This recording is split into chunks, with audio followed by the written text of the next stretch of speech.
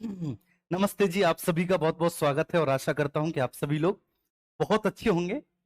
देखिए, हम लोग यहाँ पर पॉलिटिकल थिंकर्स पर आ चुके हैं। पॉलिटिकल थिंकर्स को पढ़ने जा रहे हैं और देखिए, उम्मीद करता हूं कि सब लोग बहुत शानदार ही होंगे, है ना? बहुत जबरदस्त होंगे। हमारे साथ रूबी वर्मा है और देखिए, अली साहब हैं, अभिषेक गुप्ता हैं, आशा यादव हैं, श्वेता राज हैं, प्रकाश जी हैं। सभी का बहुत बहुत स्वागत है आप सभी का। मोहम्मद अयान अंसारी जी हैं, दीपा हैं, रविकांत। रविकांत, तुम कैसे हो ये बताओ। ठीक है बेटा, तुम्हें आज माफ कर दिया मैंने। चलिए, आज हम भारतीय दार्शनिक विचारों को पढ़ेंगे। देखिए, बेंथम, बेंथम से पहले ठीक है हॉब्स, उसके बाद फिर बेंथम, और बेंथम के बाद फिर कहानी स्टार्ट होती है आपकी, ठीक है ना, मिल की। ठीक है, हमने जेम्स मिल को भी पढ़ा है। ठीक है, कांट आपके सिलेबस में है नहीं। ये उपयोगितावाद की बात करते हैं स्पेशली, ठीक है ना, आपके जेरेमी बेंथम और ठीक है जीएस मिल साहब। उपयोगितावाद का मतलब होता है अधिकतम व्यक्तियों का अधिकतम कल्याण। ठीक है, ये सुखों की बात करते हैं कि मनुष्य सुखवादी व्यक्ति है। मनुष्य अपने लिए सुख चाहता है और वह सुख चाहता है, तो बेरेंथम साहब ने केवल सुख को बताया। लेकिन फिर मिल साहब जो है वो सुखों के बारे में थोड़ा डिटेल में चले जाते हैं। वो बोलते हैं कि सुख भी दो प्रकार के होते हैं। ठीक है, सुखों की मात्रा का भी फिर निर्धारण किया गया कि सुखों को भी माप सकते हैं, तोल सकते हैं। ठीक है, तो ये सारी बातें हैं, इनका दर्शन है। अगर आप सिंपल सा एक बार जस्ट रीड आउट करेंगे तो सारी चीजें आपकी क्लियर हो जाएंगी। ठीक है, जितना बेसब्री से आपको इंतजार है, ठीक है ना, इनको।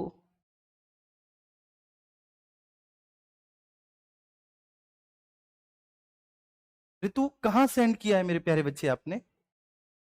ऋतु एक बार बताओ बेटा, कहां पर सेंड किया है आपने, जरा मुझे दिखाओ।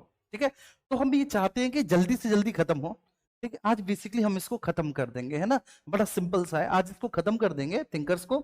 ठीक है, थिंकर्स में सबसे ज्यादा महत्वपूर्ण होता है प्रीवियस ईयर के क्वेश्चंस। ठीक है, ये तो मैं बस आपको पढ़ा रहा हूँ। प्रीवियस ईयर के क्वेश्चंस आप थिंकर्स में लगा लो, ठीक है, काम बन जाता है एकदम।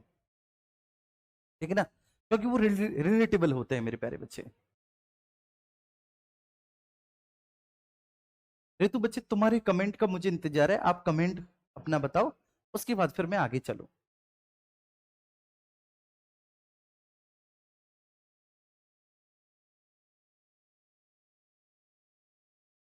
नहीं बेटा, वो आपने कहां पर किए हैं सेंड? मुझे पहले तो ये बताओ, क्या आपने मेरे व्हाट्सएप पे किए हैं?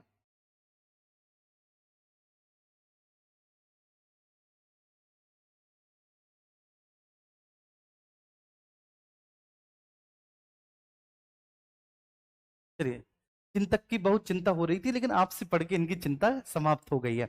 बस एक बार आप रीड आउट करना, पीडीएफ आपको मिली हुई है। अब जब पीडीएफ आपको मिली है तो आपको क्या करना है बच्चे, एक बार बस रीड आउट करना है। ठीक है, उपयोगितावाद क्या है, ठीक है, सारी चीजें मैंने यार इनके बारे में आपको बता दी। ठीक है, जब आप पढ़ेंगे तो ऑब्वियस सी बात है, वो धीरे धीरे आपकी सारी चीजें क्लियर होती चली जाएंगी। ओके, ठीक है जी। अब कोई कमेंट नहीं, अब आइए हम, ठीक है, बात करेंगे मनु। ठीक है, आप मनु स्मृति को ही हम लोग देख रहे थे आज। ठीक है, हम क्या क्या पढ़ेंगे बच्चे इस टॉपिक में? मनु के राज्य संबंधी विचार। ठीक है, कि राज्य के संबंध में मनु के क्या विचार हैं। राजा की स्थिति एवं उसकी योग्यता के बारे में मनु क्या कहते हैं। मनु राजा के कौन कौन से गुणों को बताते हैं और कौन कौन से राजा के कार्यों को बताते हैं मनु। ठीक है ना, चलिए। हालांकि दिक्कत मेरी है कि मैंने इस पीडीएफ में बहुत डिटेल में दे दिया, इतना डिटेल में दे दिया कि आपका मेंस का भी पूरा काम चलेगा। इसमें गलती मेरी है।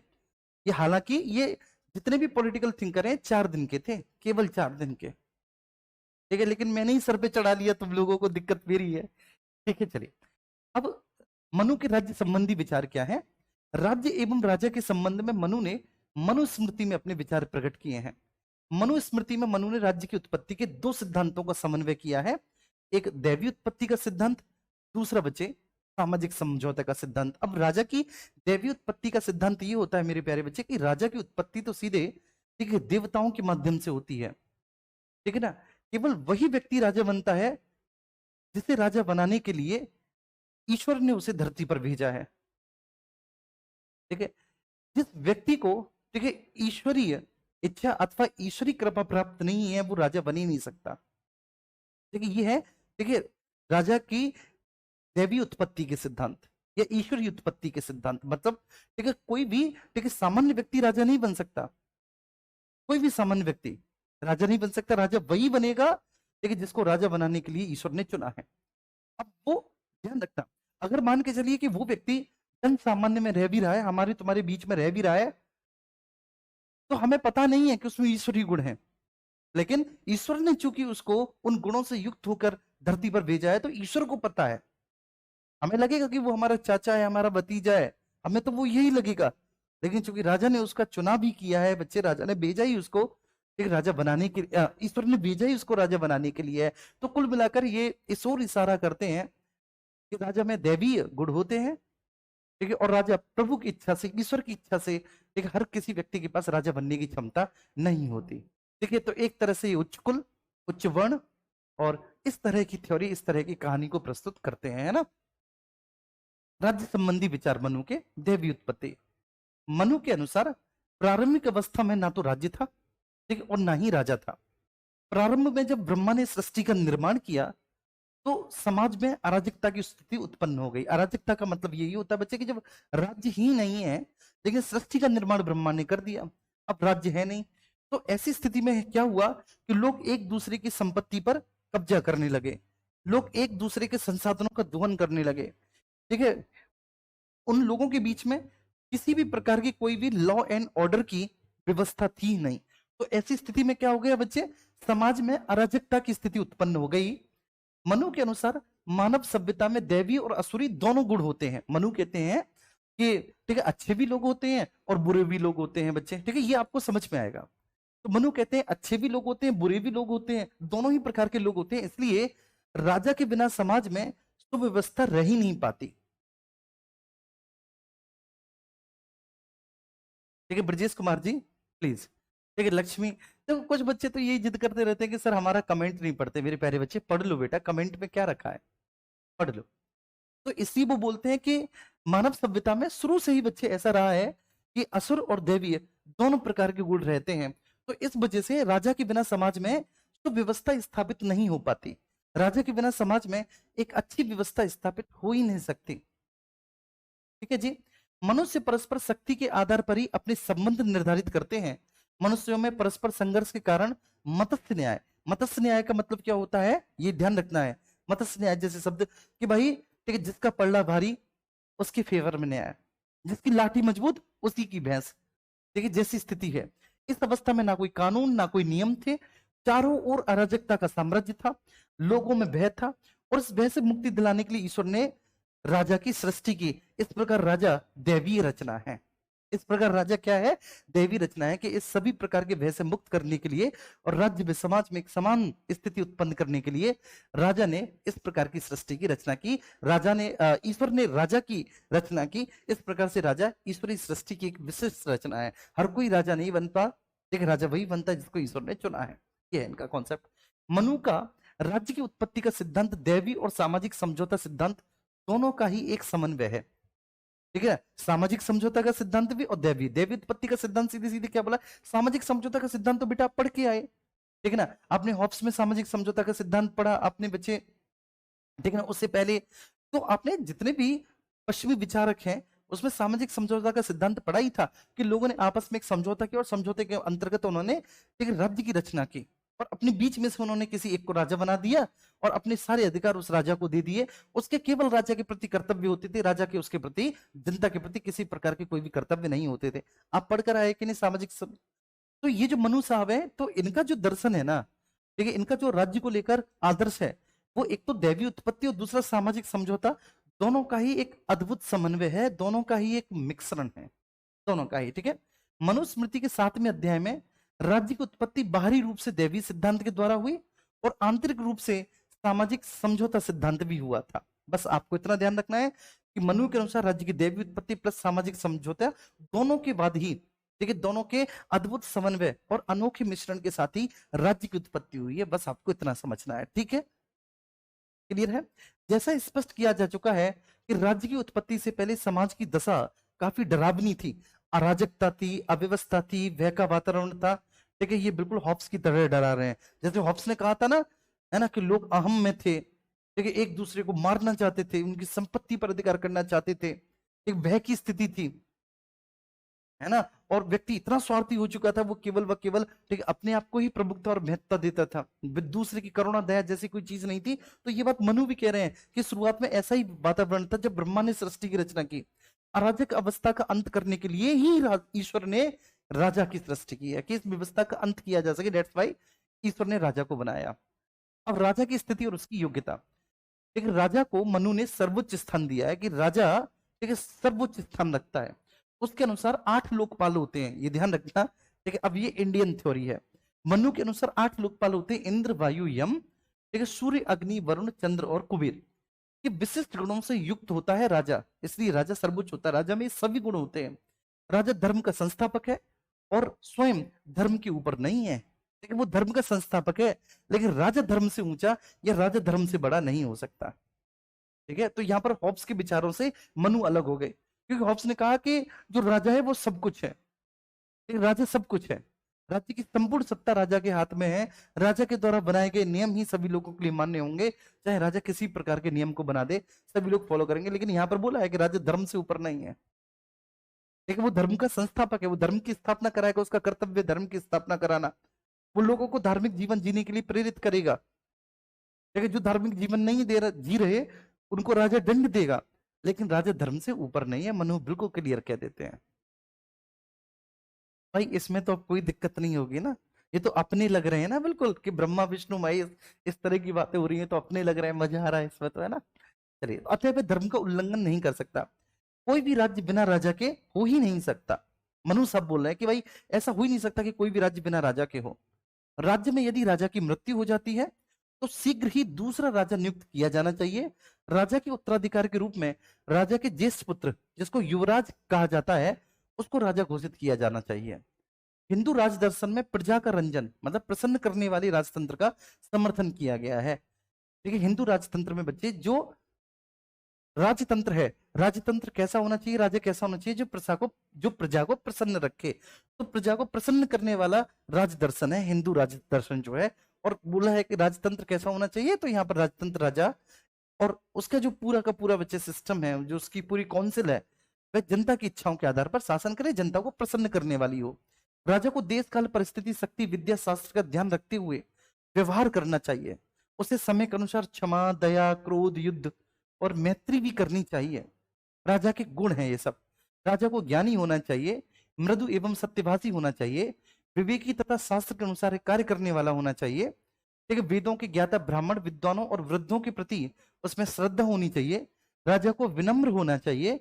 राजा को संयमी वेदों का ज्ञाता होना चाहिए। जो राजा काम क्रोध मद लोभ में फंस जाता है वह प्रजा का कल्याण कर ही नहीं सकता।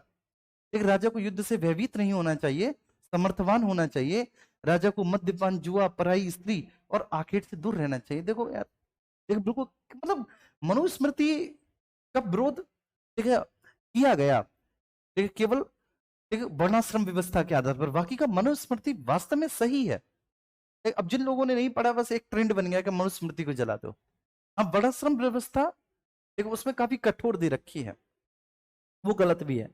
लेकिन जो इसमें बोला है ना, देखो बच्चे इसमें क्या गलत बोला, मद्यपान जुआ पराई स्त्री और आखेट से शिकार से भी, इनफैक्ट राजा को शिकार से भी दूर रहने की सलाह दी गई है। बताओ बच्चे, ठीक है, कोई भी राजा ऐसा नहीं जो शिकार से दूर रहता हो, किसी भी ग्रंथ में नहीं बोला गया। ठीक है, अशोक बौद्ध धर्म अपनाने के बावजूद भी अशोक बोल रहा है कि उसके दरबार में अभी भी, उसके किचन में अभी भी 3 जीव रोजाना आते हैं, और पहले तो सैकड़ों जीव उसके किचन में आते थे, उनका खाना पकता था। और यहां पर बोला गया है कि देखो भाई, आखेट से दूर रहना चाहिए, ना तो मद्यपान ना जुआ, पराई स्त्री, समझ गए, मतलब राजा की जो शादी हो रखी है उसके अलावा किसी दूसरी स्त्री की तरफ राजा को आंख उठाकर भी नहीं देखनी चाहिए। राजा को युद्ध से भयभीत नहीं होना चाहिए, उसे समर्थवान होना चाहिए। राजा ऐसा ना हो जो युद्ध से भयभीत हो, उसे समर्थवान होना चाहिए। राजा को संयमी वेदों का ज्ञाता होना चाहिए। जो राजा काम क्रोध मद और लोभ में फंस जाता है वो प्रजा का कल्याण कर ही नहीं सकता। राजा को विनम्र होना चाहिए, वेदों का ठीक है ज्ञाता होना चाहिए, ब्राह्मण विद्वानों और श्रमणों के प्रति दयावान होना चाहिए, सम्मानवान होना चाहिए, मृदुभाषी सत्यभाषी होना चाहिए, ठीक है, क्रोधी नहीं होना चाहिए। यदि राजा क्रोधी हुआ तो वह निम्न बुराइयों को जन्म देगा। क्रोधी राजा जैसे चुगलखोरी, दुस्साहस, ईर्ष्या दूसरों में दोष निकालना, धन का अपहरण करना, कठोर वचन बोलना, कठोर दंड देना, वो इस तरह का होगा मेरे प्यारे बच्चे। ठीक है, थोड़ा सा मैंने एक लाइट बंद कर दी, आंखों में चुभन होती है। ठीक है, तो इस तरह का होगा। अगर राजा क्रोधी होगा तो राजा को चुगलखोर नहीं होना चाहिए। ठीक है, आज तो आप एंजॉय कर रहे होंगे खैर लेक्चर को, तो राजा को चुगलखोर नहीं होना चाहिए, क्रोधी नहीं होना चाहिए। ठीक है, दुस्साहस, ईर्ष्या, दूसरों में दोष निकालने वाला, कठोर वचन बोलने वाला, कठोर दंड देने वाला नहीं होना चाहिए बच्चे, कठोर दंड देने वाला भी नहीं होना चाहिए। अब राजा के कार्य क्या क्या है मनुस्मृति के अनुसार? देखिए, जनता से कर वसूल करना, राजदूतों की नियुक्ति करना, राज्य के कर्मचारियों को वेतन देना, शास्त्र द्वारा निषिद्ध कार्यों को ना करना, किसी भी विषय पर बहुमत होने पर राज्यज्ञ के अनुसार ही कार्य करना, अभियोगों का निर्णय करना, शत्रुओं से अपराध के अनुसार धन वसूलना और अपराधियों से प्रायश्चित कराना, ये राजा के कार्य होनी चाहिए। That is the functions of a king. देखिए, जनता से राजस्व की वसूली करना, क्योंकि राजस्व की वसूली नहीं करेगा तो बच्चे राज्य कैसे चलेगा? राज्य में बहुत सारे खर्चे होते हैं। देखिए, सैनिकों को वेतन दिया जाता है। ठीक है, ठीक है, और भी निर्माण के कार्य किए जाते हैं प्रजा के कल्याण के लिए। ठीक है, सिंचाई सुविधाओं का विस्तार किया जाता है, मतलब राज्य के द्वारा ढेर सारे काम किए जाते हैं।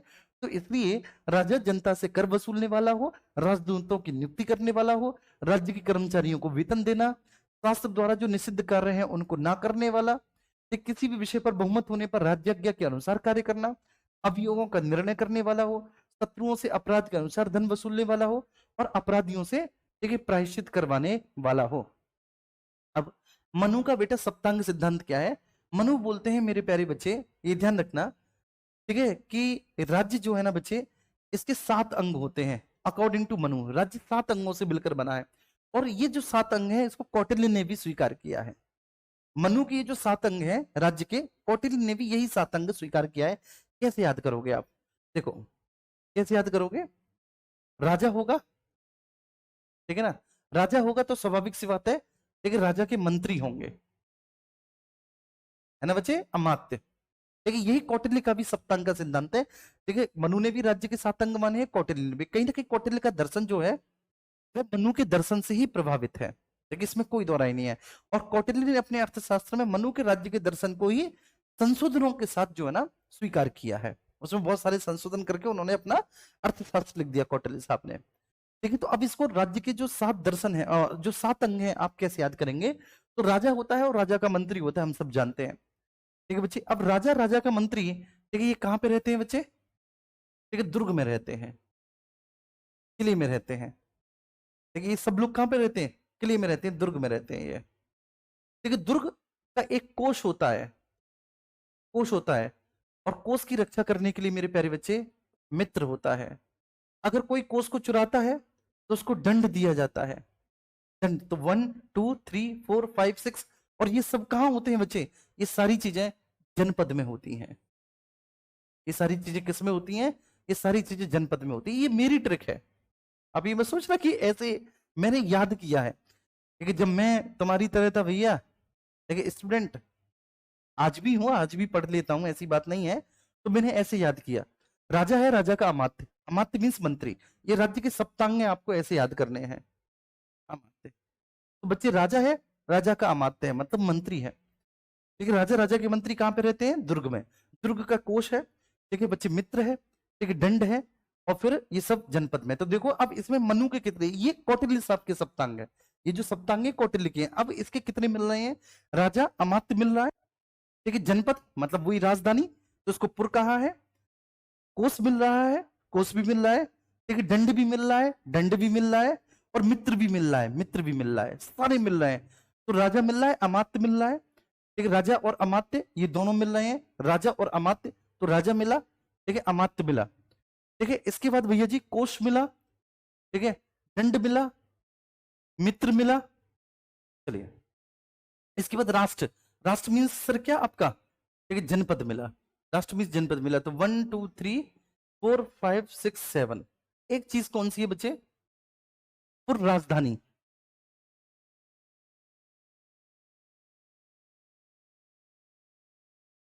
हाँ, पुर राजधानी मीन्स दुर्ग, दुर्ग, दुर्ग।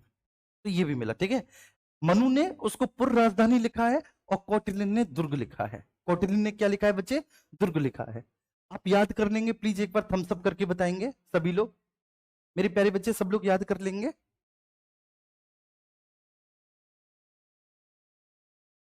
अरे नोट्स लिखने की जरूरत है ही नहीं बेटा, नोट्स तुम्हारे पास है, नोट्स तुम्हारे पास है।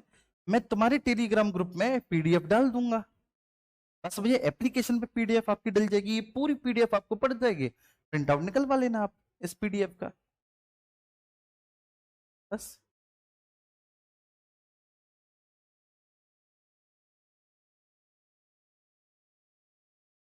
बहुत अच्छे।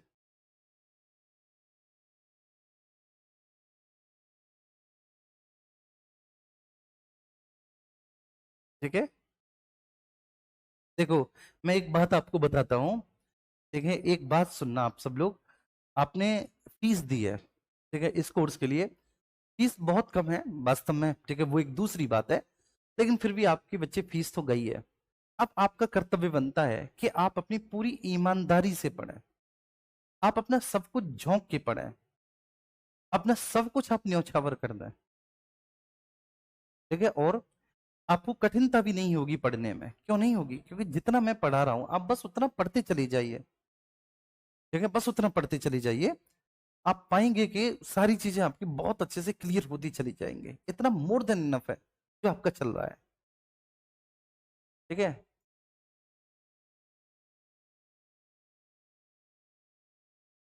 हाँ, अगर आप लिखेंगे तो अच्छे से याद हो जाएगा, ठीक है, लेकिन लिखने में आप केवल शॉर्ट फॉर्म लिखें, ठीक है, बस। जैसे सप्तांग का सिद्धांत है तो केवल ये 7 अंग लिखें बस, और लिखने में बहुत ज्यादा टाइम वेस्ट नहीं करना आपको, और आपको इतना डिटेल में नहीं, ये तो मेंस के नोट्स हैं, ठीक है, प्री के नोट्स होते तो मैं कब का इनको कंप्लीट करा चुका होता, मैं तो आपको जो है ना बच्चे साथ के साथ आपके लेखन को भी विकसित करता हुआ चला जा रहा हूँ, स्पेशली इस टॉपिक में, है ना जी। चलिए, अब सप्तांग में राजा है, अमात्य है, ठीक है ना, राजधानी है, ठीक है, इसके बाद बच्चे राजधानी की रक्षा के लिए मनु ने 6 प्रकार के दुर्ग बताए हैं, राजधानी की रक्षा के लिए मनुष्य ने 6 प्रकार के दुर्ग बताए हैं, वो कौन कौन से हैं, ठीक है, धनु दुर्ग जो मिट्टी से बना हुआ दुर्ग होता है, मही दुर्ग जो पत्थरों से बना हुआ दुर्ग होता है, जल दुर्ग जो नदी या पानी से घिरा हुआ दुर्ग होता है, वृक्ष दुर्ग जो वृक्षों से घिरा हुआ दुर्ग होता है, गिरि दुर्ग जो पवन श्रृंखलाओं से घिरा हुआ दुर्ग होता है, और सेना दुर्ग जो प्राकृतिक अनुकूलता ना होने पर चारों तरफ सेनाओं से घिरा हुआ हो, ये तो प्राकृतिक अनुकूलता है, लेकिन अगर फिर भी प्राकृतिक अनुकूलता नहीं है किसी भी राज्य के संदर्भ में, तो सेना दुर्ग की स्थापना कर सकता है, तो 6 प्रकार के दुर्ग उन्होंने बताए हैं, ठीक है। फिर उन्होंने भूमि एवं जनसंख्या के बारे में बताया है बच्चे, कोष के बारे में बताया है, ट्रेजरी इसको कहते हैं, है ना बच्चे, कोष, क्योंकि कोष तो अनिवार्य अंग है। फिर पनिशमेंट, इन्होंने दंड के बारे में बताया है, और इसके अलावा इन्होंने मित्र के बारे में बताया है बच्चे, मित्र का मतलब क्या है बच्चे, मित्र राज्य, राज्य का आवश्यक अंग है, एक राज्य की सुदृढ़ता अंतर राज्य संबंधों पर निर्भर करती है, मतलब दूसरे राज्यों के साथ हमारे कैसे संबंध हैं। मनु कहता है कि राजा को, ठीक है, दूसरे राष्ट्र में, पर राष्ट्र में अपने दूत भेजने चाहिए, और दूसरे राज्य में भेजे गए गुप्त दूतों का भेद लेने के लिए अन्य भी चर नियुक्त किए जाने चाहिए। मनु ने एक राज्य के दूसरे राज्य के साथ संबंधों के निर्धारण के बारे में विचार किया है, ये सारी बातें हैं, ठीक। अब हम बात करेंगे मंडल सिद्धांत। मनु ने मंडल सिद्धांत, ठीक है, विजिगीसु राज्य का सिद्धांत है, जो मंडल सिद्धांत है मनु का, वो विजिगीसु राज्य का सिद्धांत है, इसका संबंध राज्य की सीमाओं के विस्तार से है और स्थिति और पारस्परिक व्यवहार के आधार पर है, ठीक है। जैसे विजिगीसु राज्य वह राज्य होता है जो बुद्धि, उत्साह, गुण और स्वभाव में दृढ़ हो, विजिगीसु, विजिगीसु राज्य का मतलब है एक ऐसा राज्य जो बुद्धि में, उत्साह में, गुण में और स्वभाव में कैसा हो, दृढ़ हो, ऐसा राज्य जो अपनी सेना के आधार पर पड़ोसी राज्य को जीतने की इच्छा रखता हो, उसको विजिगीसु राज्य कहेंगे। मित्र राज्य वह राज्य है जो हमारे राज्य का मित्र हो, आर्य राज्य शत्रुओं का राज्य है, मध्यम राज्य ऐसा है मेरे प्यारे बच्चे जो विजिगीसु राज्य और आर्य राज्य की सहायता अथवा विरोध करने की शक्ति रखता हो, आवश्यकता पड़ने पर जो मध्यस्थता भी करवा सकता हो, ऐसा मध्यस्थ राज्य। जैसे, ठीक है, इसका मैं आपको एग्जांपल दूंगा कि मध्यस्थ राज्य कैसे, मैं जैसे बिंबिसार, ठीक है, मगध के शासक है बिंबिसार, हर्यक वंश के संस्थापक हैं, तो अवंती का शासक है चंडप्रद्योत, और गांधार के शासक है पुष्कर सारिन, इन दोनों के बीच में लड़ाई होती रहती थी, चंडप्रद्योत और पुष्कर सारिन में। तो बिंबिसार ने क्या किया कि दोनों के बीच में मित्रता करवाई, और न केवल उन दोनों की मित्रता करवाई बल्कि अपने मित्र व संबंध भी स्थापित किए। तो ऐसी स्थिति में जो मगध है वो मध्यम राज्य, जो विजिगीसु राज्य और अरि राज्य की सहायता अथवा विरोध करने की शक्ति रखता है, ठीक है। राजा का यह कर्तव्य है कि वे सभी प्रकार के राज्यों के राजाओं की गतिविधियों पर निगाह रखे और उसी के आधार पर अपनी नीति निर्धारित करे। ठीक है। इसके बाद बच्चे इन्होंने बोला है कि राजा में ये 6 गुण होने चाहिए। ठीक है। साम, दाम, दंड, भेद। ठीक है। इन सभी से राजाओं को काम करना चाहिए। मतलब साम, दाम, दंड, भेद सभी अपनानी चाहिए राजा में। ये 6 गुण, मतलब ये 6 गुण होना चाहिए। राजा को राज्य के संबंध में इन 6 गुणों को सहारा लेना चाहिए। राजा को राज्य के संबंध में इन 6 गुणों को सहारा देकर ही, ठीक है, अपना काम करना चाहिए। अब वो 6 गुण कौन कौन से हैं? संधि, विग्रह, दान, आसन, द्वैधी भाव और संशय। इन 6 लक्षणों का सहारा लेना चाहिए। यही षडगुण नीति है जो परिस्थिति के अनुसार राजा को बचे। चलिए, अब हम राजा मनु की न्याय व्यवस्था, जुडिशियल सिस्टम क्या है मनु का, तो मनु के जुडिशियल सिस्टम को हम लोग समझते हैं। मनु की न्याय व्यवस्था को समझते हैं। मनु बोलते हैं मनुस्मृति में कि विधि निर्माण का कार्य राज्य की एक परिषद को सौंपा जाना चाहिए। मतलब एक मंत्री परिषद वो कानूनों का निर्माण करे, तो विधि निर्माण का कार्य अकेला राजा नहीं करेगा। विधि निर्माण का कार्य एक अकेला राजा नहीं करेगा, बल्कि कानून की परिषद, उसको विधि निर्माण का कार्य सौंपा जाएगा। वह विधि निर्माण का कार्य करेगी। उस परिषद में धर्म एवं वेदों के ज्ञाता बुद्धिमान लोग होने चाहिए। मनु के अनुसार परिषद विधायिका के सदस्यों की संख्या 10 होनी चाहिए। लेकिन इनमें से 3 व्यक्ति तो वेद के ज्ञाता, एक निर्वक्ता, एक मीमांसाकार, एक निरुक्त और एक धर्मशास्त्री, और 3 मुख्य व्यवसायियों। अभी पढ़ कर आए हैं निरुक्त, ठीक है, पढ़ कर आए हैं कि नहीं? चलिए, तो मनु के अनुसार परिषद के सदस्यों की संख्या टोटल 10 होनी चाहिए और विधि निर्माण का कार्य एक परिषद को सौंपा जाना चाहिए। बहुत महत्वपूर्ण है। विधि निर्माण का कार्य एक परिषद को सौंपा जाना चाहिए और परिषद के सदस्यों की संख्या बच्चे कितनी होनी चाहिए? 10। अब इन 10 लोगों में से कौन कौन होना चाहिए बच्चे? इनमें से 3 व्यक्ति तो वेद के ज्ञाता हो, एक व्यक्ति निर्वक्ता हो, एक व्यक्ति मीमांसाकार, एक निरुक्त और एक धर्मशास्त्री तथा 3 मुख्य व्यवसायी हो। इसके अलावा परिषद के अलावा जनता अपनी संस्थाओं के द्वारा भी विधि निर्माण कर सकती थी। एक कुल, जाति, श्रेणी, जनपद, इस प्रकार की संस्थाएं उस समय थी बच्चे। कुल भी था, जाति, श्रेणी। एक राजा इन संस्थाओं द्वारा निर्मित कानूनों को भी अपनी स्वीकृति दे सकता था। ठीक है। इसके बाद मनुस्मृति में न्याय हेतु सर्वोच्च न्यायालय के रूप में धर्म सभा की व्यवस्था की स्थापना की गई है। राजा न्याय व्यवस्था का मुखिया है। ठीक है। और देखो, न्याय देने के लिए क्या होगी? न्याय देने के लिए एक संस्था होगी, जैसे सर्वोच्च न्यायालय ना आज वर्तमान में, तो ऐसे ही उसको धर्म सभा कहा जाएगा। जो न्याय देने वाली संस्था होगी बच्चे, उसमें धर्म सभा की व्यवस्था की गई थी। राजा न्याय व्यवस्था का मुखिया है, राजा न्याय व्यवस्था का प्रधान है। राजा की अनुपस्थिति में राजा के द्वारा नियुक्त बच्चे कोई एक ब्राह्मण वो न्याय व्यवस्था को, ठीक है, संचालित कर सकता है। धर्म सभा के नीचे एक और छोटी धर्म सभा होगी। इसमें राजा की ओर से नियुक्त एक ब्राह्मण अधिकारी और 3 अन्य ब्राह्मण अथवा पंडित होंगे। देखो, उसके नीचे भी एक धर्म सभा होगी। वो टोटल 4 सदस्य होगी। वो जो धर्म सभा होगी, वो जो 4 सदस्य होगी, तो इसमें एक राजा के द्वारा नियुक्त एक ब्राह्मण अधिकारी तथा 3 अन्य पंडित होंगे। मनु ने अन्य न्यायालयों का भी विचार किया है, जिसमें, ठीक है, वंश के आधार पर श्रेणी, जातियों के आधार पर कुछ जनपद न्यायालय वगैरह की भी व्यवस्था की गई है। ठीक है। मनु ने प्रमाणों को 2 भागों में बांटा है, मनुष्य प्रमाण और दिव्य प्रमाण। ठीक है। चलिए, मनुष्य प्रमाण 3 प्रकार के होते हैं। तो पूछा जाए आपसे कि मनुष्य ने प्रमाणों को कितने आधार पर, एविडेंसेस को कितने आधार पर बांटा है मनुष्य ने, मनु ने? तो मनु ने एविडेंसेस को, देखिए, सबसे पहले ध्यान रखना है, 2 प्रमुख आधारों में या 2 प्रमुख भागों में एविडेंसेस को डिवाइड किया है। और पहला है आपका मनुष्य प्रमाण और दूसरा है आपका दिव्य प्रमाण। 2 प्रमुख भागों में बांटे, मनुष्य प्रमाण और दिव्य प्रमाण। अब इसमें आपको ये देखना है कि जो मनुष्य प्रमाण है, ठीक है, जो मनुष्य एविडेंसेस हैं, ये फिर से 3 प्रमाण के 3 प्रकार के, लिखित, युक्ति और साक्ष्य। अरे मतलब, अगर कोई व्यक्ति लिखित रूप में कह रहा है कि हाँ भाई इसने अपराध किया है, या वो ये होने का दावा करता है कि मैंने देखा है, मैं साक्षी हूं, या फिर वो मौखिक रूप से, ठीक है, तो लिखित, युक्ति और साक्षी, इन तीनों में लिखित प्रमाण को सर्वाधिक महत्व दिया जाना चाहिए। यदि कोई लेखा बलपूर्वक लिखाया गया हो तो उसे अस्वीकार करना चाहिए। साक्ष्य प्रमाण भी मान्य होने चाहिए, पर असत्य बोलने वाले सेवक, शत्रु, सन्यासी और कोड़ी के कथनों का विश्वास नहीं किया जाना चाहिए, जो गलत बोलते हैं। आप समझ गए ना? जैसे, देखिए, ये प्रमाण है भाई। जैसे आज की डेट में होता है ना कि आपने कोई भी अपराध कर लिया, तो अपराध करने की श्रेणी में, ठीक है, जो आपने कोई अपराध किया, ठीक है ना, तो आपके पक्ष का जो वकील है वो आपका बचाव करेगा, और जो दूसरे पक्ष का वकील है वो स्वाभाविक सी बात है, वो कहेगा जज साहब अगर मुझे इजाजत है तो मैं गवाह प्रस्तुत करना चाहता हूँ। तो जज साहब कहेंगे हाँ भाई इजाजत है, ठीक है, तो गवाह साहब आएंगे कोर्ट पे और वो कहेंगे कि साहब मैंने अपनी आंखों से देखा है, मैं साक्षी हूँ। ठीक है, मैं साक्षी हूँ, मैंने अपनी आंखों से देखा है, मैंने वास्तव में देखा था कि ये, ठीक है, उस समय ये काम कर रहा था, ये उस समय वो काम कर रहा था। तो ये बात है। ठीक है, तो ऐसे ही प्रमाणों के बारे में बात कही गई है। और बस केवल आपको इतना ध्यान रखना है कि मनुष्य प्रमाण के अंतर्गत, ठीक है, 3 प्रकार के प्रमाण है: लिखित, युक्ति और साक्षी।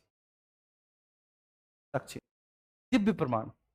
ठीक है, दिव्य प्रमाण का मतलब होता है शपथ लेना या कठोर परीक्षाओं से सत्य और असत्य। जैसे, ठीक है, जब दो वकील आपस में, तो एक दूसरे पर वो जो है ना बच्चे, ठीक है, एक दूसरे के अगेंस्ट वो एविडेंसेस रखते हैं। आपने कोई भी मूवी देखी होगी जिसमें कोर्ट रूम ड्रामा चलता होगा, एविडेंसेस रखते हैं कि साहब इस समय अगर तुम वहां थे तो तुम्हारी मोबाइल फोन की लोकेशन तो वहां पर आ रही है। दूसरा, अगर इस समय तुम वहां पे थे तो फिर तुम्हारी बेटी ने कहा कि पापा तो मेरे स्कूल में थे, मतलब इस तरह से। तो उसको आप क्या कहेंगे? दिव्य प्रमाण कहेंगे, जो एविडेंसेस होते हैं। तो उस एविडेंसेस में देखो, जैसे ऋण लेकर मुकर जाना, धरोहर किसी की रख लेना, ये निम्न मामले दिव्य प्रमाण के अंतर्गत आएंगे बच्चे, ठीक है ना। 18 विषयों का उल्लेख है जो दिव्य प्रमाण के क्षेत्राधिकार में आते हैं। टोटल 18 विषयों का उल्लेख है जो एक दिव्य प्रमाण के क्षेत्राधिकार में आते हैं, जिसमें अगर कोई व्यक्ति ऋण लेकर मुकर गया कि साहब मैंने तो लिया ही नहीं, धरोहर रखना किसी की, बिना स्वामी के किसी भी वस्तु या किसी की भूमि को बेच देना, व्यापार में साझेदारी, दिए हुए दान को वापस लेना, वेतन या पारिश्रमिक ना देना, पशु स्वामी और पशुपालन के बीच में विवाद हो, सीमा से संबंधित विवाद हो, क्रय विक्रय संबंधी विवाद हो, अनुचित शब्दों का प्रयोग किया गया हो। ठीक है, तो टोटल मेरे प्यारे बच्चे 18 में से ये 10 प्रमुख मैंने लिख दिए, बस जो प्रमुख 10 है ये मैंने लिख दिया। दंड व्यवस्था बच्चे, तो मनु ने विभिन्न प्रकार के दंडों का विधान किया है। जैसे वाग्दंड, समझाना बुझाना; दिग्दंड, निंदा और भर्त्सना करना; धन दंड, जुर्माना, जो आज न्यायपालिका आज भी लगाती है; कामदंड और बददंड आज भी न्यायपालिका लगाती है, शारीरिक यातना और प्राण दंड देना। ठीक है, कारागार, जाति बहिष्कार, प्रायश्चित, संपत्ति हरण और निर्वासन जैसे, ठीक है, दंड।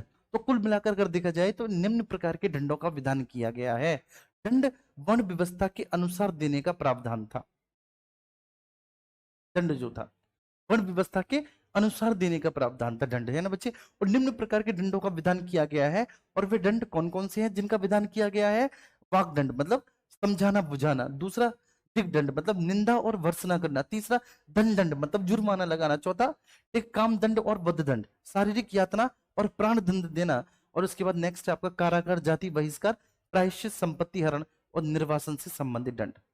आइए, ठीक है, यहां से एक मनु कंप्लीट होते हैं। यहां से हमने मनु साहब को बहुत अच्छे से पढ़ लिया। आज हम कौटिल्य साहब के बारे में बात करेंगे। एक और बात मैं आपसे पूछना चाहता हूं, ठीक है ना, और आप सब लोग पूरी ईमानदारी से मुझे जवाब देना। मॉडर्न हिस्ट्री में आपको गांधी पढ़ना है, मॉडर्न हिस्ट्री में। और मैं जहां तक मानकर चल रहा हूं, देखिए, आपकी बड़े आराम से 15 से 20 क्लासेस के अंतर्गत आपकी एंशियंट खत्म हो जाएगी, फिर मिडाइवल, एंशियंट के बाद फिर मिडाइवल, फिर मॉडर्न आएगी। एक ऑब्वियस सी बात है, एक क्रम से ही आएगी। देखिए, सारी चीजें अभी आपकी एंशियंट चल रही है, मॉडर्न आएगी। मॉडर्न में हम गांधी को पढ़ेंगे, और जब गांधी को पढ़ेंगे तो मॉडर्न में भी हमें गांधी का दर्शन पढ़ना है। देखिए, गांधी के दर्शन में जो गांधी के एक विचारधाराओं पर जो प्रभाव पड़ा है लियो टॉलस्टॉय का, ठीक है, उसे पढ़ना है। जो गीता और जैन धर्म के सिद्धांतों का प्रभाव पड़ा है, हमें उसको भी पढ़ना है। गांधी का जो सत्याग्रह है, हमें उसको भी समझना है। गांधी का जो ट्रस्टीशिप का सिद्धांत है, वो भी हमें जानना है, मॉडर्न में जानना है। तो क्या हम गांधी के सिद्धांत को मॉडर्न में पढ़ लें? ठीक है, क्योंकि 2 जगह पढ़ने से आप बच जाएंगे। और इस टॉपिक को आज हम खत्म करके कल से हम राज्य और शासन व्यवस्था को स्टार्ट कर देंगे।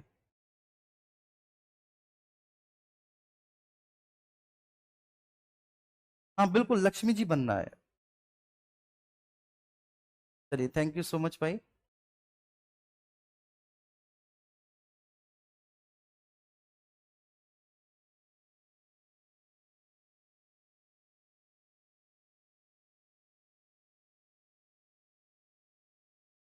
है ना, ये बेस्ट रहेगा। ऑब्वियस सी बात है, क्योंकि वहां पे हमें गांधी में गांधी का दर्शन पढ़ना ही है मॉडर्न में, तो वहीं पे पढ़ लेंगे हम, है ना।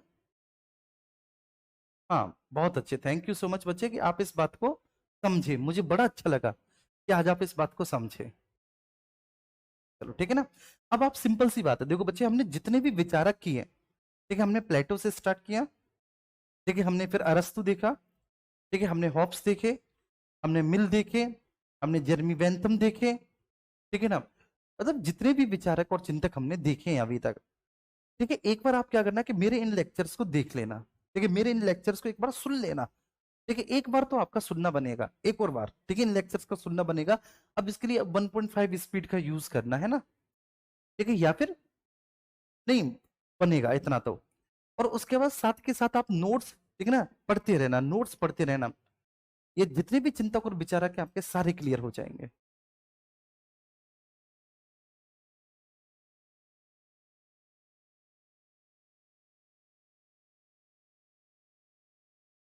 कुंती कह रही है आप मेरे कमेंट, कुंती ठीक है, आप कमेंट ज्यादा करती हैं पढ़ती नहीं है, बताओ यार ऐसे कैसे काम चलेगा कुंती। बहुत जिम्मेदारियां हैं भाई तुम सब लोगों के ऊपर। आइए, कौटिल्य के राजनीतिक विचारों के बारे में हम लोग चर्चा करेंगे कि कौटिल्य साहब के राजनीतिक विचार क्या है। तो कौटिल्य साहब संसार के प्रथम यथार्थवादी राजनीतिक विचारक, ठीक है ना, और उनका जो प्राचीन भारतीय दर्शन है वह सभी विचारकों में सर्वश्रेष्ठ है, सभी विचारकों में सर्वश्रेष्ठ है, ठीक है। उन्होंने अर्थशास्त्र जो कि राजनीतिक साहित्य की सर्वश्रेष्ठ कृतियों में से एक है, लेकिन कौटिल्य की अर्थशास्त्र की तुलना,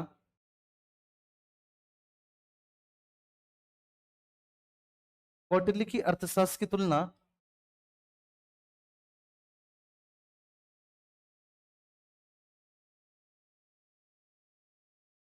अरस्तु की पॉलिटिक्स से,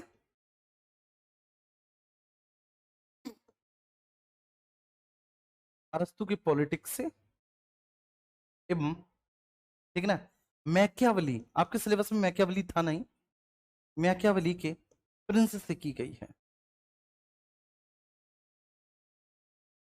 मैकियावली के प्रिंस से की गई है, ठीक है, ध्यान रखना।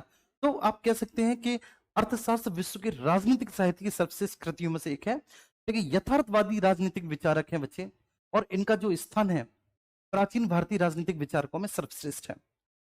उनके अर्थशास्त्र की विषय वस्तु न केवल व्यापक है वरन, ठीक है, उसका बहुत ही सूक्ष्म और, ठीक है ना, पहना विवरण किया गया है, ठीक है। इन्होंने सप्तांग सिद्धांत दिया है, मैंने बताया था बच्चे, सप्तांग वही 7 अंग इन्होंने बताए हैं। इन्होंने राजा के संबंध में विचार दिए हैं, मंत्री और लोक सेवा के संबंध में विचार दिए हैं, सेना और युद्ध संचालन के संबंध में विचार दिए हैं, और इन्होंने अंतरराज्यीय संबंध पे विचार दिए हैं कौटिल्य साहब ने। सबसे पहले सप्तांग सिद्धांत, ठीक है, कौटिल्य ने अर्थशास्त्र में राज्य की प्रकृति का वर्णन करते हुए राज्य के 7 अंग बताए हैं, ठीक है। इसमें राजा है, ठीक है, अमात्य है, दुर्ग है, ये कोश होगा बच्चे, दुर्ग है, कोश है, दंड, मित्र और जनपद, मैं पहले ही आपको याद करा चुका हूं। कौटिल्य ने कहा है कि अच्छे और सशक्त राज्य के लिए राजा के 7 अंगों का समान महत्व, अच्छे और मजबूत राज्य के लिए राजा के इन 7 अंगों का समान रूप से महत्व है। अब कौटिल्य साहब के राजा के संबंध में विचार क्या है, कौटिल्य ने राजा के संबंध में विस्तार से वर्णन किया है, देखिए कौटिल्य साहब ने राजा के संबंध में बड़े विस्तार से वर्णन किया है। उन्होंने राजा के गुणों, राजा की दिनचर्या, राजा के कार्यों, राजा के महत्व का बहुत विशेष वर्णन किया है। कौटिल्य ने कहा है कि राजा को पराक्रमी, विद्वान और चतुर होना चाहिए। कौटिल्य साहब कहते हैं कि राजा को पराक्रमी होना चाहिए, राजा को विद्वान होना चाहिए, ना केवल पराक्रमी विद्वान बल्कि राजा को साथ के साथ भैया जी कैसा चतुर भी होना चाहिए। राजा की शिक्षा और राज्य के संयम पर कौटिल्य ने बहुत बल दिया है, बहुत ज्यादा बल दिया है। मंत्री एवं लोक सभा संबंधी विचार, कौटिल्य ने अर्थशास्त्र में लोक प्रशासन के संगठन और कार्यों का भी विस्तार से वर्णन किया। इस दृष्टि से अर्थशास्त्र लोक प्रशासन पर, मतलब पब्लिक एडमिनिस्ट्रेशन पर लिखा गया एक श्रेष्ठ ग्रंथ है। आप पब्लिक एडमिनिस्ट्रेशन समझे, पब्लिक एडमिनिस्ट्रेशन का मतलब है कि लोक प्रशासन कैसा होना चाहिए, एक प्रशासन जनता की इच्छा के अनुरूप होना चाहिए, लेकिन ये उनका महत्वपूर्ण दर्शन है। तो इसलिए उन्होंने लोक प्रशासन को बहुत अच्छे से महत्व दिया है कि राजा का, ठीक है, शासन, राजा का प्रशासन कैसा होना चाहिए, तो जनतान्मुख ही होना चाहिए, ठीक है, जिसमें जनता के कल्याण की भावना निहित हो, ऐसा होना चाहिए। कौटिल्य ने कहा है कि शासन संचालन जैसा विशाल और जटिल कार्य राजा अकेले नहीं कर सकता, इसके लिए उसे योग्य मंत्री व अधिकारियों के अतिरिक्त विविध कार्य करने वाले कर्मचारियों की भी आवश्यकता पड़ेगी। इन कर्मचारियों की योग्यता कार्य संगठन के सिद्धांतों का बहुत अच्छे से, देखो एक उपधा परीक्षण होता था कौटिल्य के अर्थशास्त्र में कि जब किसी भी मंत्री अथवा किसी भी अमात्य की नियुक्ति की जाती थी तो उसके चरित्र की देखरेख की जाती थी, उसका बाकायदा एक वाइवा लिया जाता था, और इसी को अर्थशास्त्र में उपधा परीक्षण कहा गया है। क्या कहा गया है? उपधा परीक्षण, ठीक है ना, नियुक्ति के समय कर्मचारी के चरित्र की जांच करना। जैसे आज नहीं लिया जाता वाइवा, चरित्र की जांच करना, इसी को उपधा परीक्षण कहा जाएगा। सेना और युद्ध संचालन संबंधी विचार। राजनीतिक विचारकों में कौटिल्य एकमात्र ऐसे विचारक हैं जिन्होंने सेना का संरक्षण, जिन्होंने सेना का प्रशिक्षण, जिन्होंने सेना का रखरखाव, युद्ध संचालन का विस्तार से वर्णन किया है। ये ध्यान रखना। लेकिन राजनीतिक विचारकों में कौटिल्य ऐसे एकमात्र विचारक है जिन्होंने सेना के संगठन के बारे में, प्रशिक्षण के बारे में, रखरखाव, युद्ध का संचालन का बड़े विस्तार से वर्णन किया। कौटिल्य ने कहा है कि बिना सुसज्जित सेनाओं के राज्य की रक्षा संभव नहीं है। देखिए, बिना सुसज्जित सेनाओं की सुसज्जित सेना होनी चाहिए और सेना के पास सभी प्रकार के उपकरण भी होना चाहिए। बिना इसके राज्य की रक्षा भाई साहब संभव ही नहीं है। कौटिल्य ने राज्य की रक्षा और सेना की सहायता के लिए गुप्तचरों की, देखिए दो प्रकार के गुप्तचर आपको मिलेंगे, एक संस्था, एक सचर। अर्थशास्त्र में दो तरह के गुप्तचर मिलेंगे, संस्था, सचर। संस्था का मतलब है बच्चे जो एक ही स्थान पर रहकर गुप्तचरी करते हैं, जो राजा को बताते हैं कि जो मंत्री वगैरह उनका चरित्र कैसा है ना, उनके चरित्र में किसी प्रकार का कोई दोष तो नहीं आ गया, ठीक है, उनका चरित्र जो है वो शासन व्यवस्था की, राज्य व्यवस्था के अनुरूप ही है, कहीं ऐसा तो नहीं कि वह किसी विदेशी राज्य से कोई कूटनीतिक संबंध, दुविधा चोरी स्थापित कर रहे हो, ठीक है, आपके प्रति किसी प्रकार का कोई षड्यंत्र रच रहे हो। तो संस्था एक ही स्थान पर रहने वाली गुप्तचर संस्था है, संस्था जो आमतौर पर, ठीक है, राजा के महल में ही रहती थी। सचर का मतलब है बच्चे घूमकर गुप्तचरी करने वाले, ठीक है, इधर उधर, जैसे एजेंट नहीं होते रॉके कि जो इधर उधर वेशभूषा में घूमते रहते हैं। और सबसे बड़ी बात है कि इन्होंने अपने अर्थशास्त्र में बोला है कि स्त्रियों को भी गुप्तचर बनाओ। स्त्रियां बहुत अच्छी गुप्तचरी करती हैं, स्त्रियों को गुप्तचर बनाने की बात कही गई। और मैं कौटिल्य की इस बात से बहुत अच्छे से सहमत हूं, ठीक है, क्यों? क्योंकि स्त्री बच्चे तुरंत बता देती है, ठीक है, जिस कॉलोनी में रह रही है उस कॉलोनी के सभी घरों में क्या चल रहा है सब बता देगी। किसकी लड़की तैयार होकर कहाँ जा रही है, किससे मिलने जा रही है, सब बता देगी, सब पता होता है महिलाओं को।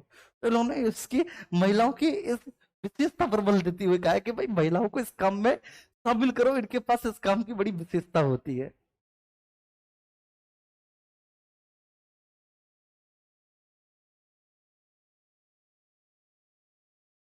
ठीक है जी। संस्था, संस्था क्या है?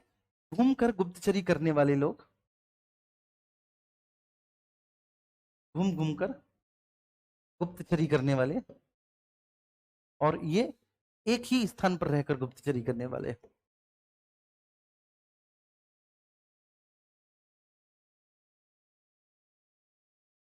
एक ही स्थान पर रहकर गुप्तचरी,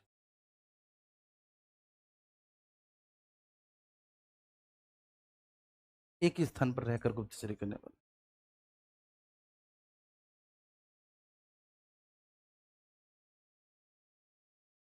चलिए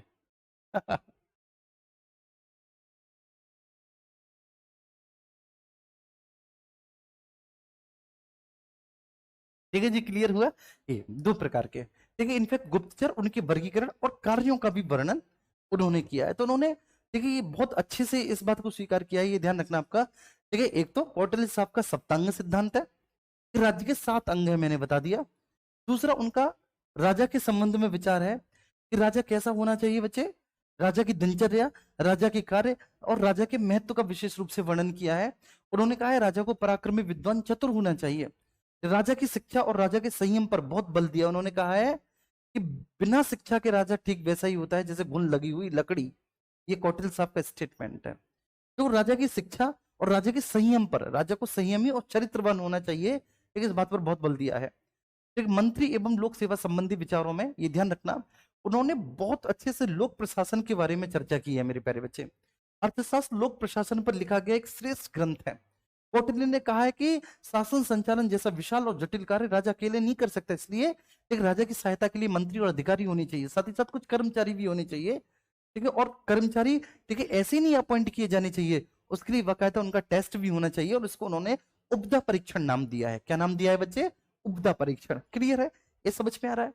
आगे हम बात करेंगे सेना और युद्ध संचालन संबंधी विचार। तो उन्होंने कहा है कि भाई देखिए, राज्य के संचालन के लिए एक सुसज्जित और विशाल सेना रखना जरूरी होता है, जिसके प्रकार सभी प्रकार के आधुनिक विपन हो, ठीक है, साथ ही साथ सेनापति योग्य होना चाहिए। ये सारी बातों पर उन्होंने चर्चा की है, ठीक है ना। और साथ ही साथ जो रणभंडागार होता है। रणभंडागार का मतलब होता है कि जहां पर एक युद्ध से संबंधित सैन्य सामग्री रखी हुई जाती है, उसका लगातार नियमित रूप से उसका ठीक है ना परीक्षण होता रहना चाहिए। ठीक है, जो भी अस्त्र शस्त्र है उनमें लगातार पैनापन, धारदार और ठीक है उनकी देखरेख पर्याप्त मात्रा में होनी चाहिए। कहीं ऐसा तो नहीं कि तलवारों में जंगी लग गई, युद्ध नहीं हुआ तो तलवारों में जंग लग गई। इतना ही नहीं, कौटिल्य ने राज्य की रक्षा और सेना की सहायता के लिए जासूस, उनके वर्गीकरण और उनके कार्यों का वर्णन भी किया है। इसके बाद उनके अंतरराज्य संबंधी विचार। ठीक है, अंतरराज्य संबंधी विचारों को ठीक है हम मंडल सिद्धांत अथवा सड़गुड़ सिद्धांत कहते हैं। ठीक है, मंडल सिद्धांत और सड़गुड़ सिद्धांत ये वही है मेरे प्यारे बच्चे, ये ध्यान रखना। जैसे संधि, ठीक है 6 तरह के जो मनु ने दिए थे कि विदेशी राज्य के साथ, जो सड़गुड़ सिद्धांत है, ठीक है, तो इसमें संधि, विग्रह मीन्स युद्ध, यान मीन्स आक्रमण करना, आसन मीन्स तटस्थता, संश्रय मीन्स बलवान का आश्रय लेना, द्वैधी भाव संधि और युद्ध का एक साथ प्रयोग। तो इन 6 का देखिए प्रयोग किया गया है। सेम वही है मेरे प्यारे बच्चे। ठीक है, तो यहां पर भी क्या है, यहां पर भी सड़गुड़ सिद्धांत है मनु की तरह, यहां पर भी मनु की तरह सड़गुड़ सिद्धांत है। इस सड़गुड़ सिद्धांत में संधि है, विग्रह है, यान है, आसन है, संश्रय मीन्स बलवान का आश्रय लेना, द्वैधी भाव है, ये सारी चीजें हैं। ठीक है, चलिए तो भारतीय राजनीतिक चिंतन, ठीक है थोड़ा सा इसके बारे में आप पढ़ लेंगे। और भारतीय राजनीतिक चिंतन में देखिए आप वेद पढ़ेंगे, महाभारत पढ़ेंगे, ये सब पढ़ेंगे। भारत में प्राचीन काल से ही राजनीतिक चिंतन की अपनी परंपरा रही है, जो विश्व के राजनीतिक दर्शन की तुलना में सर्वाधिक प्राचीन, समृद्ध और सुव्यवस्थित है। ठीक है, प्राचीन काल से ही भारत में राजनीतिक चिंतन की अपनी परंपरा रही है बच्चे, प्राचीन काल से ही भारत में, ठीक है, जो कि विश्व के राजनीतिक दर्शन की तुलना में सर्वाधिक प्राचीन, समृद्ध और सुव्यवस्थित है। यही कारण है कि भारत अतीत में विश्व गुरु कहलाता था। भारतीय राजनीतिक चिंतन के क्षेत्र में भारतीय दार्शनिकों ने अनेक महत्वपूर्ण विचारों और अवधारणाओं को न केवल जन्म दिया, पर उनका विस्तार और विकास भी किया है। ठीक है, भारतीय राजनीतिक चिंतन में बच्चे,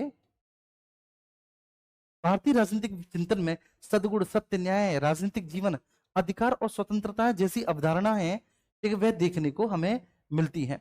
मैक्सी और गेटिल जैसे जो वेस्टर्न थिंकर्स हैं, उन्होंने राजनीतिक चिंतन के क्षेत्र में प्राचीन भारत के योगदान को स्वीकार किया है कि भाई राजनीति में प्राचीन भारत का योगदान बहुत अधिक है। ठीक है, यहाँ के ग्रामीण गणतंत्र से लेकर चंद्रगुप्त व अशोक के मौर्य साम्राज्य भी थे। ठीक है, ये साम्राज्य के ब्रिटेन के वर्तमान साम्राज्य से भी कहीं अधिक विस्तृत थे। ये सारी बातें हैं, है ना। चलिए इसके बाद वेद, वेदों को सूचना का मूल स्रोत माना जाता है। आप वेद ही पढ़ रहे हैं, ठीक है ना अभी, ठीक है, मैं आपको एंशिएंट में वेद ही पढ़ा रहा हूं, तो वेदों को सूचना के मूल स्रोत के रूप में माना जाता है।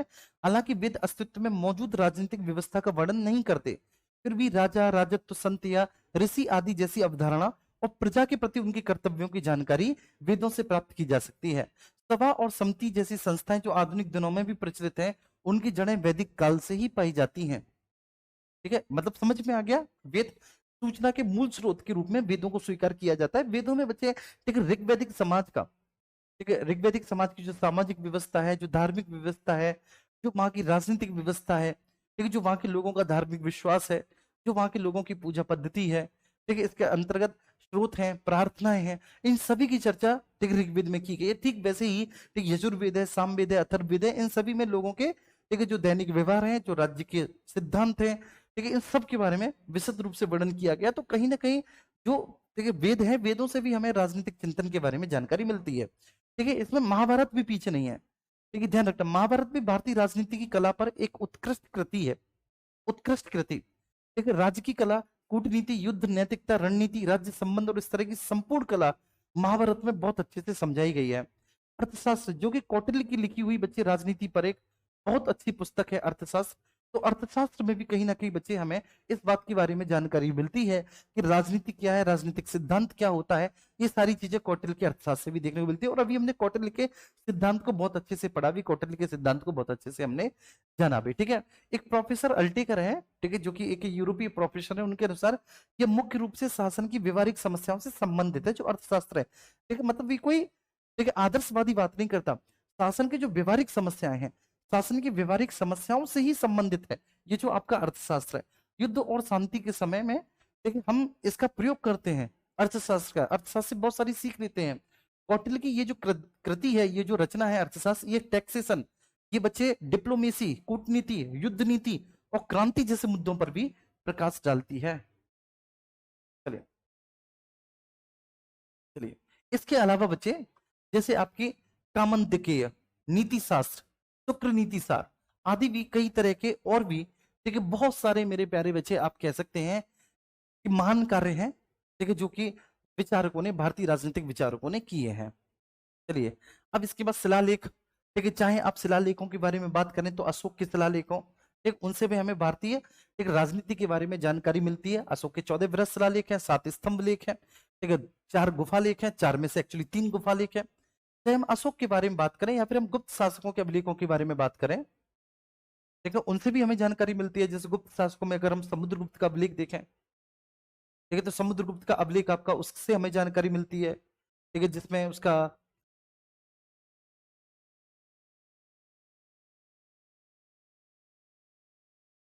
हाँ, ठीक है, हाँ, जिसमें उसका बच्चे आपका प्रयाग प्रशस्ति है, जो कि उसके महासंधि विग्रह हरिशरण ने लिखा है, प्रयाग प्रशस्ति, जिसमें समुद्रगुप्त की विजयों का उल्लेख है, ठीक है ना। इसके संदर्भ में बच्चे, ठीक है, ना केवल प्रयाग प्रशस्ति है, ठीक है, समुद्रगुप्त के संदर्भ में तुम्हारा नालंदा और गया से भी ताम्रपत्र लेख मिले हैं, वो भी समुद्रगुप्त से संबंधित है। चंद्रगुप्त से संबंधित मेहरौली है तुम्हारा, ठीक है, वहां से भी हमें जानकारी मिल रही है।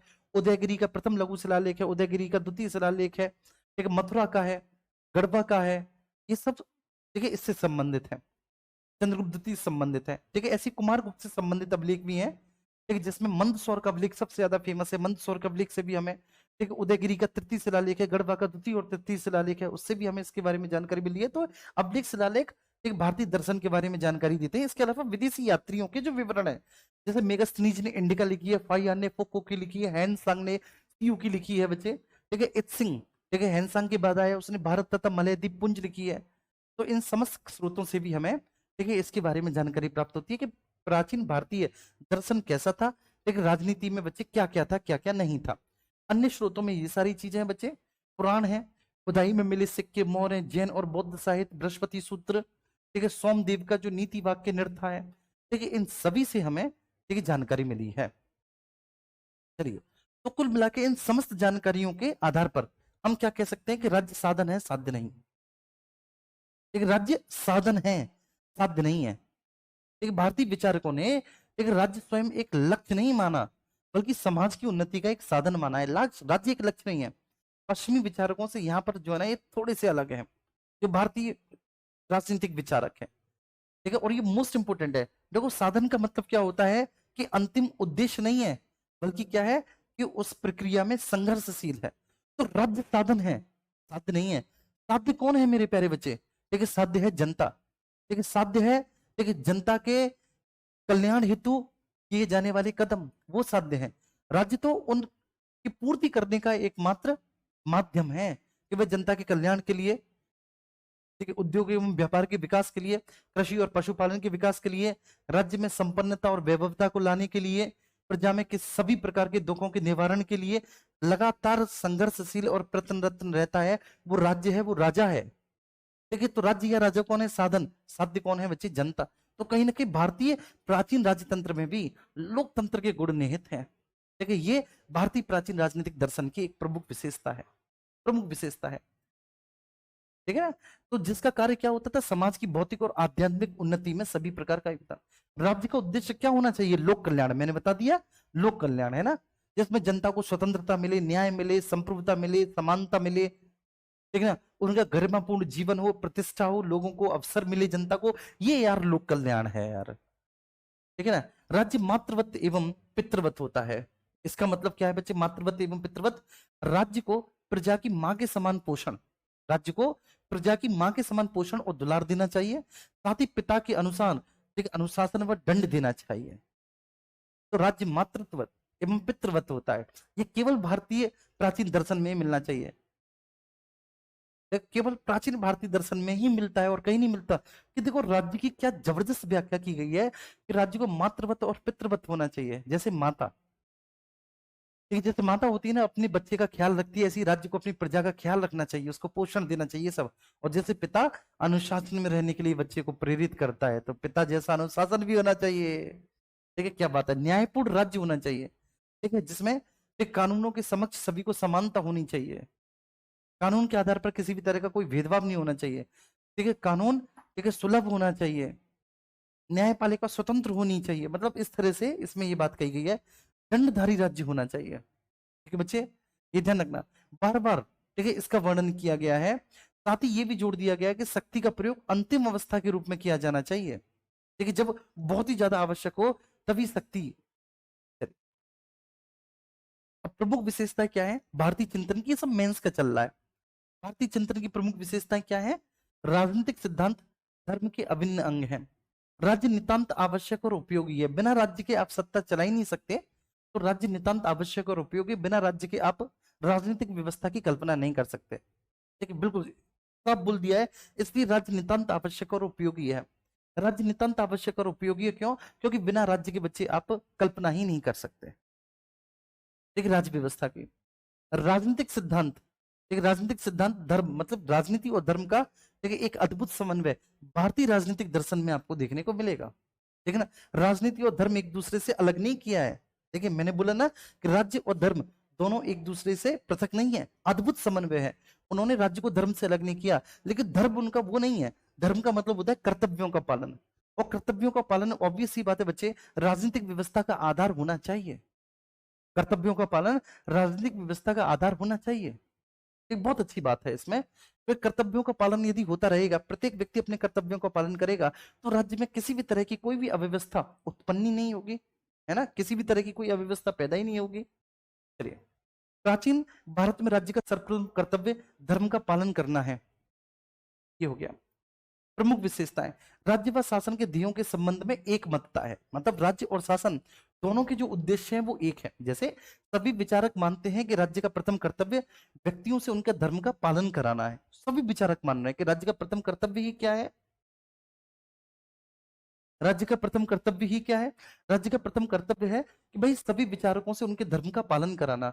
धर्म में व्यक्ति का अपना धर्म, ठीक है, जो वर्णाश्रम है, ब्रह्मचर्य, गृहस्थ, वानप्रस्थ और संन्यास। ठीक है, 4 वर्ण व्यवस्था है, मतलब 4 वर्णाश्रम व्यवस्था है।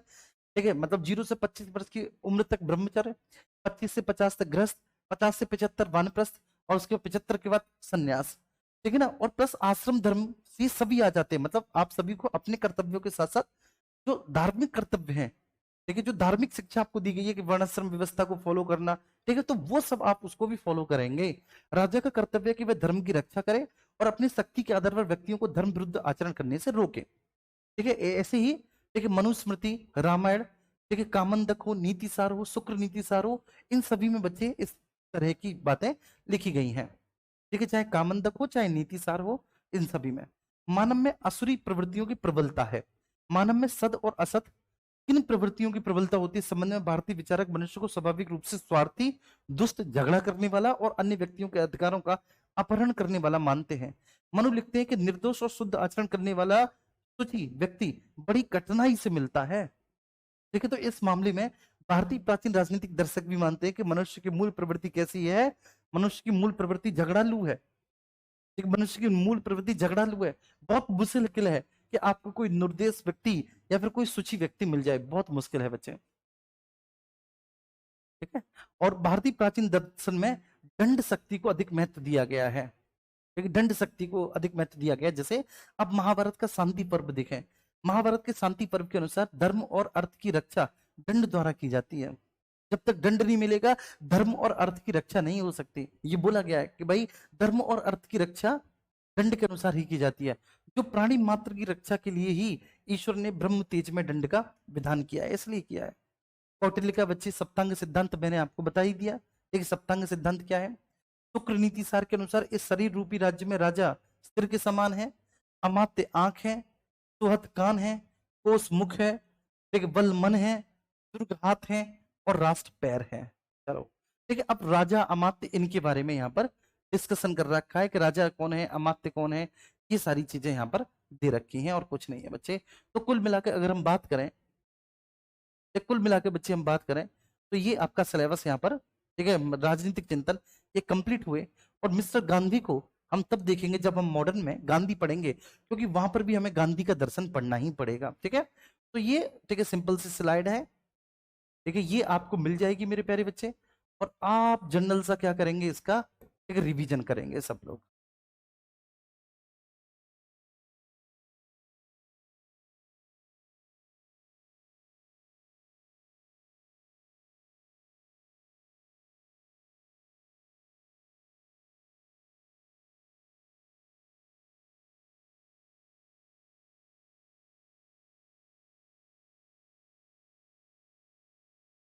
चलिए, सर आप अच्छा पढ़ाते हैं नो डाउट, लेकिन 30 मिनट ब्रेक रखिए हिस्ट्री और पॉलिटी में।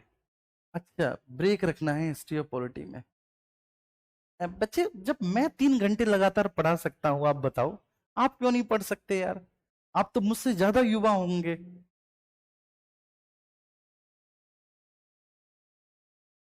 है कि नहीं? अंजलि,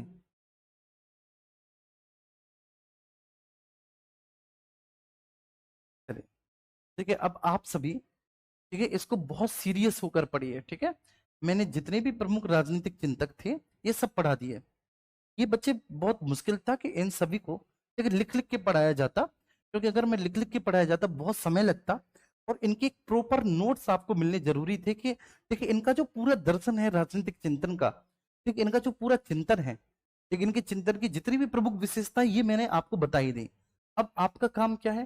ठीक है, आपका बस एक छोटा सा काम होना चाहिए, और वो ये कि आप इन सभी को बहुत अच्छे से रिवीजन करें, बहुत बढ़िया से इन सभी चीजों का आप रिवीजन करें, ठीक है?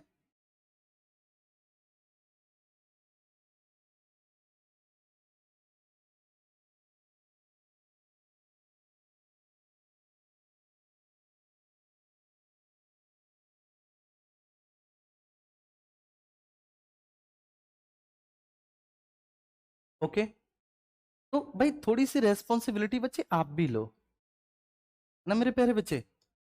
थोड़ी सी रेस्पॉन्सिबिलिटी आपको भी लेनी चाहिए, लेकिन ये आपको भी करना चाहिए कि भाई हाँ, ठीक है, कि ये पूरे राजनीतिक चिंतक हमारे क्लियर हैं, ठीक है, हमारे पास प्रॉपर नोट्स हैं। अब नोट्स हैं तो हम क्या करेंगे, बहुत अच्छे से एक दो बार इनका रिवीजन करेंगे। इनके संबंध में जो भी इनका पूरा राजनीतिक दर्शन है, जो भी चिंतन है, एक राज्य के संबंध में इनकी अवधारणा, इनका समझौतावादी सिद्धांत, एक प्राकृतिक अवस्था का सिद्धांत, जो भी है सब मैंने बता दिया। एक बार रिवीजन आपको भी करना है।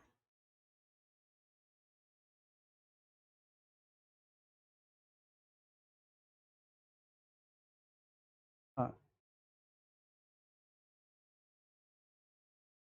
चलिए, कार्ल मार्क्स रह गया। कार्ल मार्क्स आपका बच्चे पॉलिटी में आएगा। देखिए, कार्ल मार्क्स पॉलिटी में आ जाएंगे जब मैं आपको शासन पढ़ाऊंगा ना, तो शासन में ही आपके कार्ल मार्क्स आ जाएंगे, है ना?